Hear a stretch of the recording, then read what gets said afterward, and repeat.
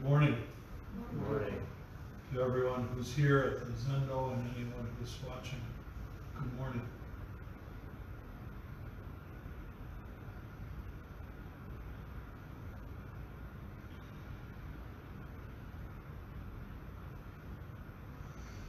I don't ordinarily pay attention to this sort of thing, but I was told that this past Thursday there was a super moon,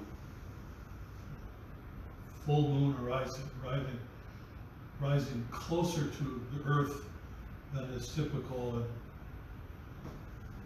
I drove to the lake. I drove to Lake Michigan to watch it rise. And I was kind of watching the sky during the day, and it was mostly clear. And it was getting dark as I left home. It was about a half an hour drive to the lake. Peek up occasionally. It's mostly clear. Straight in on the highway to this wonderful little space with an unobstructed view for 200 degrees, just unobstructed view of the lake, the sky. Getting darker and darker, of course.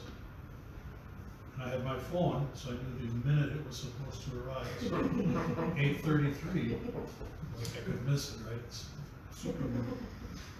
I wanted to be really sure that I was there on time and that I wasn't. And it didn't happen.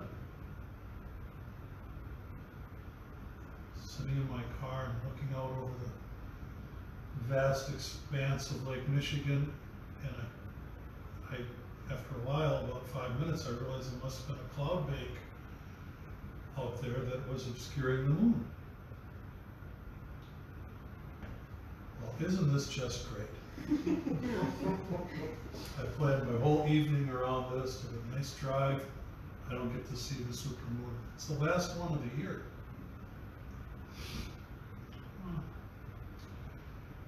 So I turned the car on about 20 minutes to 9 to drive home. I looked again and I saw this swath of orange about 10 degrees above the horizon.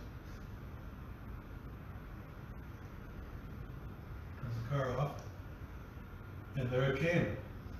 I never did see the whole thing because it was too cloudy, but it rose, and if you see such things, you know that it has the appearance of moving very fast. And it got bigger and bigger, and then the clouds, and it became this beautiful show of gold and reflecting off the clouds. It was just a really, really wonderful experience. I'm so glad I didn't give up 3 minutes earlier and look up in my rearview mirror and see the moon coming up. And I laughed to myself, I grinned, and I've been thinking about it ever since. It's such a wonderful metaphor, and it's not a unique observation. People have noticed this sort of thing for a millennium.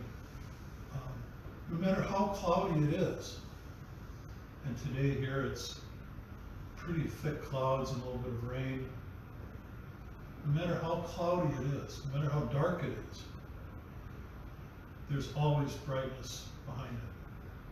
The worst storm imaginable, the sun is still there. Huh? It's a nice reminder of that. And emotionally, no matter how deep in the hole we go, how confused, upset, frustrated, anxious, irritated, whatever, on that palette of negative emotions, no matter how deeply we go down those rabbit holes, the sun is always shining. And we call that Buddha nature. Buddha nature is unaffected by your sadness. You understand?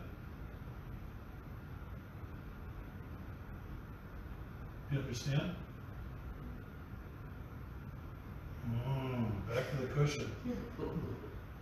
Your Buddha nature, our Buddha nature, is not affected by somebody's illness or by a job loss or by financial hardship or by concerns for other people. Our Buddha nature is that moon behind the cloud.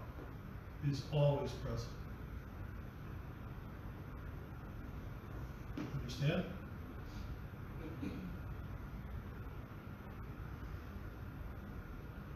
Not getting any head nods. Well, consider it's possible. You don't believe it. Consider it. Watch it.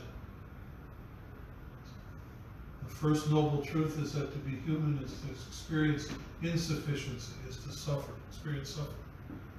And behind that suffering is the Buddha nature, which is at peace, even joyful. And that does not go away because the moon is covered by the clouds. So thank you all for being here today, and for you as well.